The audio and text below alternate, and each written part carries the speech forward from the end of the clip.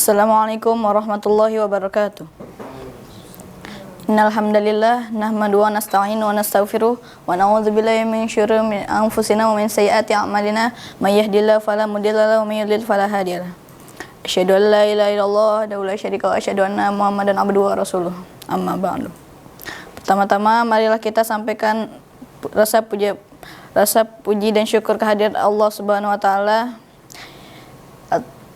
dan karena atas syukur kehadiran Allah Subhanahu wa taala, Tuhan semesta alam yang senantiasa memberikan hidayah dan nikmatnya.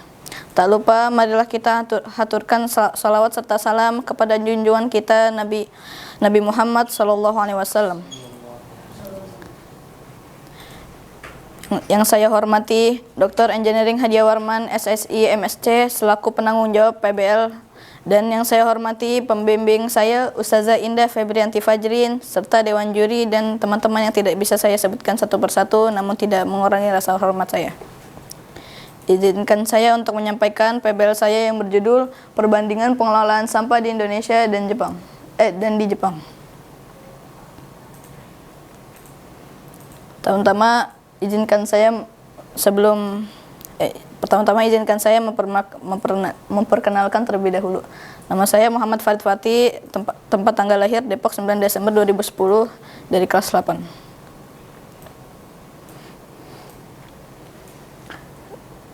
Di tema PBL kali ini saya mengambil dalil Al-Qur'an yang menyebut A'udzubillahi minasyaitonirrajim. Bismillahirrahmanirrahim. Zaharal fasadu fi barri wal bahri bima kasabat aydin nasi liyuziqahum ba'dal ladzi amilu la'allahum yarji'un. Artinya, telah nampak kerusakan di darat dan di laut disebabkan karena perbuatan tangan manusia, supaya Allah merasakan kepada mereka sebagian dari akibat perbuatan mereka agar mereka kembali ke jalan yang benar. Quran Surat Ar-Rum ayat 41. Lanjut ke latar belakang. Masalah sampah merupakan salah satu tantangan global yang dihadapi oleh negara-negara di seluruh dunia, termasuk di dalamnya Indonesia dan Jepang. Dikarenakan pengelolaan sampah yang buruk dan dampak yang negatif bagi masyarakat dan perekonomian. Sebaliknya, pengelolaan sampah yang baik dapat memberikan manfaat atau dampak yang baik bagi masyarakat dan alam sekitar. Rumusan masalah. Yang pertama, bagaimana cara pengelolaan sampah di Indonesia? Yang kedua, bagaimana cara pengelolaan sampah di Jepang? Yang ketiga, mana yang lebih baik dalam mengelola sampah Indonesia atau Jepang? Berikutnya, tujuan penelitian memberi kesadaran bagi masyarakat Indonesia untuk selalu mengingat untuk mengelola sampah dengan benar. Salah satunya dari mencontoh negara lain dalam hal mengelola sampah, contohnya seperti Jepang. Yang kedua, mengetahui mana yang lebih efektif dalam mengelola sampah, Indonesia atau Jepang. Yang ketiga, memberitahu kepada masyarakat Indonesia untuk dapat mempraktekkan pengelolaan sampah yang baik dan benar. Yang terakhir adalah mengingatkan kepada masyarakat, tentunya dari penulis juga, untuk tidak membuang sampah sembarangan. Berikutnya, manfaat penelitian. Yang pertama yaitu dapat menghasilkan rekomendasi kebijakan yang berbasis data untuk meningkatkan sistem pengelolaan sampah di Indonesia. Yang kedua yaitu dapat mengidentifikasi praktik terbaik yang dapat diadopsi atau disesuaikan di Indonesia untuk meningkatkan pengelolaan sampah di Indonesia. Dan yang ketiga adalah dapat meningkatkan kesadaran bagi masyarakat Indonesia dan pembuat kebijakan, contohnya seperti pemerintah, tentang pentingnya pengelolaan sampah yang efisien dan berkelanjutan. Metode penulisan. Pada penulisan ini, jenis penulisan atau metode yang digunakan adalah studi literatur. Metode studi literatur merupakan serangkaian kegiatan yang berkenaan dengan metode pengumpulan data pustaka, membaca dan mencatat. Masuk kepada pembahasan pengelolaan sampah di Indonesia. Pemerintah Indonesia telah menerbitkan Undang-Undang Nomor 18 Tahun 2008 tentang pengelolaan sampah dan berbagai peraturan turunan lainnya. Namun, implementasi atau proses pelaksanaan kegiatan yang direncanakan dan disengaja untuk mencapai tujuan tertentu, peraturan tersebut masih belum optimal di banyak daerah karena sistem pemilahan sampah di Indonesia belum diterapkan secara luas dan konsisten. Karena sebagian masyarakat Indonesia masih belum memilah sampah mereka sebelum dibuang. Sementara itu, sistem pengumpulan sampah juga masih terbatas, terutama di daerah perkotaan. Daerah perkotaan padat penduduk. Menurut data KLHK, yakni Kementerian Lingkungan Hidup Kehutanan, hanya sekitar 60-70% sampah di perkotaan yang berhasil dikumpulkan. Lanjut, pengelolaan sampah di Jepang. Pengelolaan sampah di Jepang dibagi menjadi dua, yaitu sejarah pengelolaan sampah di Jepang dan penerapan pengelolaan sampah di Jepang. Kita mulai dari yang pertama, ada sejarah pengelolaan sampah di Jepang. Penerapan daur ulang sampah di Jepang sudah dimulai pada zaman Edo, sekitar abad ke-19. Limbah yang dikelola pun mulai dari limbah kertas hingga limbah abu. Jenis limbah kertas misalnya koran, majalah, kertas pembungkus, kertas tulis, kotak kardus, kotak pakaian, kotak sepatu, dan lainnya. Kemudian jenis limbah abu misalnya ialah abu batubara, residu abu dari proses pembakaran industri, dan residu pembakaran lainnya. Yang kedua, penerapan pengelolaan sampah di Jepang, yakni masyarakat Jepang diwajibkan untuk memisahkan sampah mereka ke dalam berbagai kategori, seperti sampah organik, kertas, plastik, logam, kaca, dan lain-lain.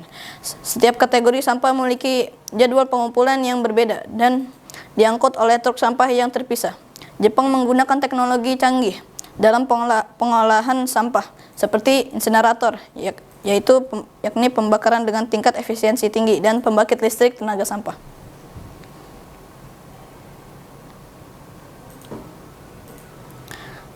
Selanjutnya ada konsep pengelolaan sampah di Jepang. Konsep ini terbagi menjadi 5, yakni yang pertama ada reduce.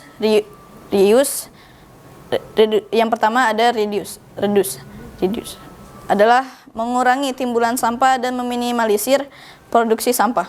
Sedari awal, Jepang sudah mengurangi produksi sampah dengan membawa kantong belanja sendiri, refill bahan rumah tangga dari toko curah, menggunakan produk yang dapat digunakan berulang kali, dan lainnya. Yang kedua ada reuse. Reuse adalah menggunakan kembali barang yang masih layak pakai. Orang Jepang sangat memikirkan pentingnya sumber daya dan energi dalam memproduksi suatu barang. Oleh karena itu, mereka masih sering memanfaatkan barang atau material yang masih layak pakai. Yang ketiga, recycle.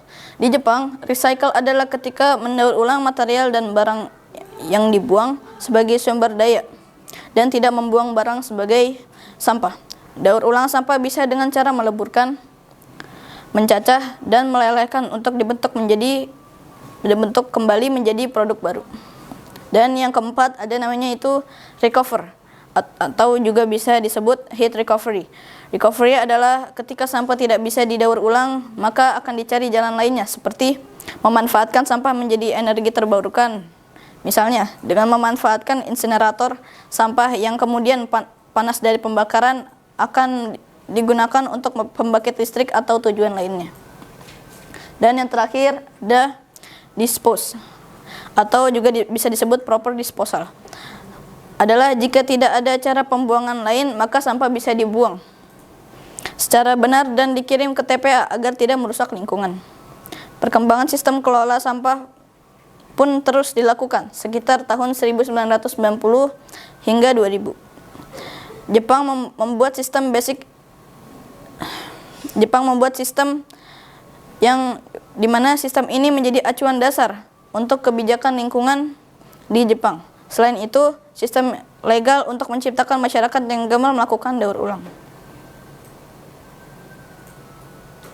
Terakhir, kesimpulan, perbandingan pengelolaan sampah antara Indonesia dan Jepang adalah bahwa Jepang telah berhasil mencapai tingkat pengelolaan sampah yang maju dan efisien berkat kombinasi antara kebijakan pemerintah yang ketat, partisipasi aktif masyarakat Jepang, serta infrastruktur dan teknologi yang canggih. Mereka memiliki peraturan yang ketat dan terstruktur, sistem pemilahan sampah yang terperinci, serta infrastruktur pengolahan sampah yang memadai. Di sisi lain, Indonesia masih menghadapi berbagai tantangan dalam pengelolaan sampah dengan implementasi kebijakan yang belum optimal, sistem pemilahan dan pengumpulan yang masih perlu ditingkatkan, serta infrastruktur pengolahan sampah yang kurang memadai. Meskipun demikian, terdapat upaya positif seperti program daur ulang dan pengomposan yang sedang dilakukan. Diperlukan komitmen dan kerjasama dari semua pihak termasuk pemerintah, swasta, dan masyarakat untuk mencapai pengelolaan sampah yang lebih baik dan berkelanjutan di Indonesia. Sekian dari saya, kurang lebihnya mohon maaf. Jika ada salah kata mohon dimaafkan. Wabillahi taufiq wal hidayah wa ridha wal inayah. Wassalamualaikum warahmatullahi wabarakatuh.